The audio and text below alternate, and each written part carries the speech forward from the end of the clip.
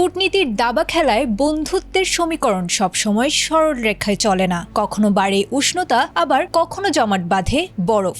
আর সেই সম্পর্কের পারদ কতটা চড়লো বা নামলো তার নিখুঁত প্রতিচ্ছবি মাঝে মধ্যে ফুটে ওঠে খোদ রাষ্ট্রীয় কোষাগারের দলিলে। দক্ষিণ এশিয়ার ভূ রাজনীতিতে সম্প্রতি যে নতুন বাতাবরণ তৈরি হয়েছে, ভারতের কেন্দ্রীয় বাজেটের অঙ্কগুলো যেন তারই এক নীরব সাক্ষ্য দিয়েছে। প্রতিবেশী দেশগুলোর জন্য ভারতের উদারতার ঝুলি যেখানে কোথাও উপচে পড়েছে, সেখানে একটি বিশেষ মানচিত্রের জন্য এবার বরাদ্দ সংকুচিত হয়েছে বিস্ময়করভাবে। এনডিটিভির তথ্য মতে ভারতের অর্থমন্ত্রী নির্মলা সীতারামনের পেশ করা 2026-27 অর্থ বছরের বাজেটে বাংলাদেশের জন্য উন্নয়ন সহায়তার বরাদ্দ এক ধাক্কায় কমিয়ে আনা হয়েছে প্রায় অর্ধেক বা 50%। গত অর্থ বছরে যেখানে বাংলাদেশের জন্য রুপি বরাদ্দ ছিল প্রায় 120 কোটি, এবার তা নেমে দাঁড়িয়েছে মাত্র 60 কোটি রুপিতে। দক্ষিণ এশিয়ার দেশগুলোর মধ্যে এই বরাদ্দই বর্তমানে সর্বনিম্ন।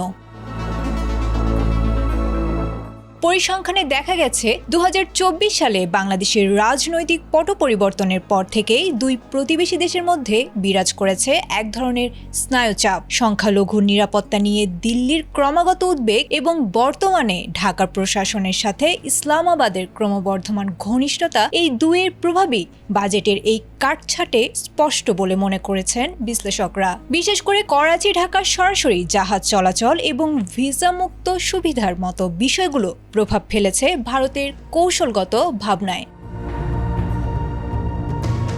তবে বাংলাদেশের জন্য অর্থ কমলেও ভারতের প্রতিবেশী প্রথম নীতিতে ভুটান বা নেপাল কিন্তু ভিন্ন পথের। ভুটানের জন্য বরাদ্দ বেড়েছে 2289 কোটি রুপি, এমনকি আফগানিস্তানের জন্য বরাদ্দ 3 গুণ বাড়িয়ে করা হয়েছে 150 কোটি রুপি। বিপরীতে চাবাহার বন্দর নিয়ে যুক্তরাষ্ট্রের নতুন নিষেধাজ্ঞার মুখে ইরানকেও কোনো বরাদ্দ দেয়নি ভারত।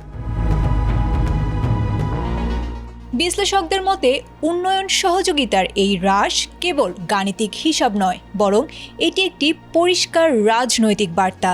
ঢাকার পররাষ্ট্রনীতির নতুন মোড় ভারতের জন্য যে কিছুটা অস্বস্তির কারণ হয়ে দাঁড়িয়েছে, 60 কোটি রুপির এই বাজেট যেন তারই এক অর্থনৈতিক সংস্করণ। আয়েশা আক্তার, এটিএন বাংলা।